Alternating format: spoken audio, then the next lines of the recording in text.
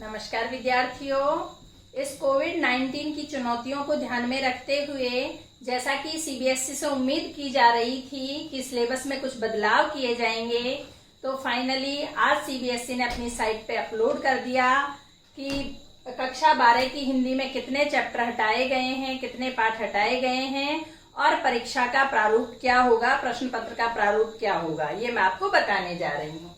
तो हटाए गए पाठ देखिए। सबसे पहले काव्य खंड यानी आरोह भाग 2 का जो काव्य खंड है उससे जो कविताएं हटाई गई हैं, उसमें पहली कविता बादल राग जो कि पिछले सत्र में ही हटाई गई। उसके बाद जो इस सत्र के लिए हटाई गई है वो कविता है आत्म परिचय, जो कि बच्चन जी द्वारा लिखित है। पहली ही कविता है ये, और इस कविता के 2 पार्ट हैं, एक में आत्म परिचय है और दूसरे में एक गीत है। तो एक गीत को तो रखा गया है लेकिन आत्म परिचय को हटा दिया गया है। अगली कविता है पतंग। पतंग आलोक धनवाजी द्वारा लिखित कविता है। ये कविता दूसरा पार्ट है, दूसरी कविता है ये, इसको भी हटा दिया गया है। फिर बात सीधी थी पर, ये कुंवर नारायण जी की कविता है। सिलेबस में कुंवर नारायण जी की 2 कविताएं हैं। पहली कविता कविता के बहाने हैं, उसे रखा गया है, और दूसरी कविता बात सीधी थी पर, इसे हटा दिया गया है। और अंतिम कविता है हमारी उमाशंकर जोशी जी की 2 कविताएं सिलेबस में हैं, 2 कविताएं पाठ्यक्रम में हैं, जिनमें पहली कविता छोटा मेरा खेत और दूसरी कविता बगलों के पंख, दोनों को ही हटा दिया गया है। अब आरोह भाग 2 के गद्य खंड से देखिए। चार्ली चैपलिन यानी हम सब विष्णु खरे जी का पाठ है, ये हटा दिया गया है। और शिरीष के फूल हजारी प्रसाद द्विवेदी जी का पाठ है, ये भी हटा दिया गया है। और वितान में जो 4 चैप्टर हैं जो के त्यों रखे गए हैं, वहां से कोई भी चैप्टर नहीं हटाया गया है। अब परीक्षा का प्रारूप देखते हैं, किस तरह से हमारी परीक्षाएं आयोजित होंगी। परीक्षा 2 भाग में होगी, जिसमें खंड अ और खंड ब अलग अलग होंगे। खंड अ का जो पेपर होगा वो टोटल ही या पूरी तरह से बहुविकल्पीय प्रश्नों पर आधारित होगा। उन बहुविकल्पीय प्रश्नों को किस तरह से भार विभाजन किया है, अंक विभाजन किया है, वो जानने की कोशिश करते हैं।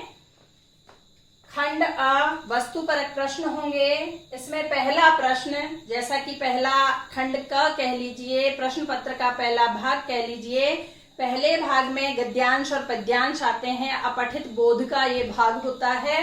अपठित बोध में सबसे पहले अपठित गद्यांश होगा, जो कि विकल्प के साथ होगा, यानी इसमें ऑप्शन होंगे, 2 होंगे, उन 2 में से कोई एक आपको करना होगा।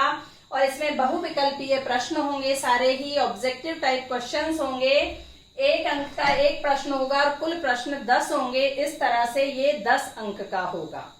इसके बाद अपठित पद्यांश होगा, इसमें भी विकल्प होंगे, 2 अलग अलग पद्यांश होंगे, उन 2 में से कोई भी एक आपको चयन करके जो आपको पसंद आए, जो आपको सरल लगे, वो आपको हल करना है।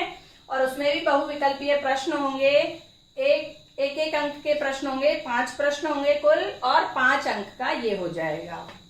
इसके बाद दूसरा जो खंड है प्रश्न पत्र का, कार्यालय हिंदी और रचनात्मक लेखन का होता है। इसके अंतर्गत जितनी भी रचनात्मक लेखन की चीजें हैं वो खंड अ में नहीं आएंगी। उसमें सिर्फ अभिव्यक्ति और माध्यम पुस्तक से 5 बहुविकल्पीय प्रश्न पूछे जाएंगे, जो कि पहले भी पूछे जाते थे। पुराने प्रारूप में भी ये प्रश्न थे, लेकिन पुराने प्रारूप में ये प्रश्न विकल्प के साथ नहीं थे, यानी बहुविकल्पीय नहीं थे, वस्तुनिष्ठ नहीं होते थे। लेकिन अभी ये प्रश्न बहुविकल्पीय प्रश्नों के रूप में आपके समक्ष आएंगे और 5 प्रश्न इसमें से आपको हल करने होंगे। विकल्प के साथ होंगे, यानी प्रश्न कई होंगे, 5 से ज्यादा होंगे, 10 भी हो सकते हैं, 9 भी हो सकते हैं, 12 भी हो सकते हैं, लेकिन उनमें से कोई 5 आपको करने होंगे।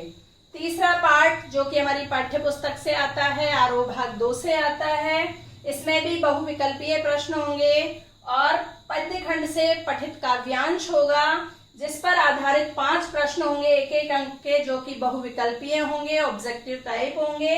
वो 5 आपको करने हैं और 5 अंक का अटेम्प्ट करना है।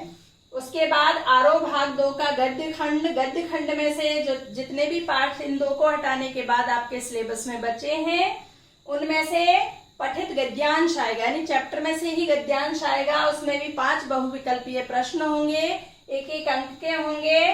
तो इस तरह से 5 प्रश्न आपको वहां से करने हैं।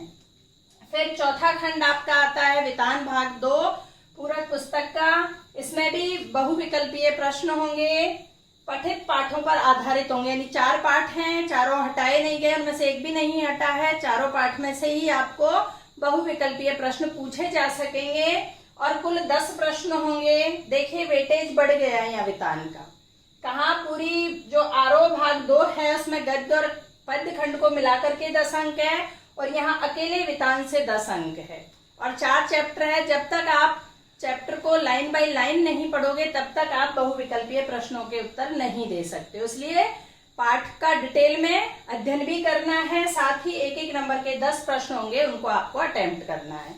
इस तरह से विकल्प मिला करके, यानी जितने भी ऑप्शन आपके सामने आएंगे, एक से अधिक ऑप्शन होंगे, उनमें से सही का आपको चुनाव करके और अटेम्प्ट करना है, उसे हल करना है। इस तरह से इस प्रश्न पत्र में, खंड अ प्रश्न पत्र में कुल 58 प्रश्न होंगे, जिनमें से 40 प्रश्नों का आपको उत्तर देना होगा।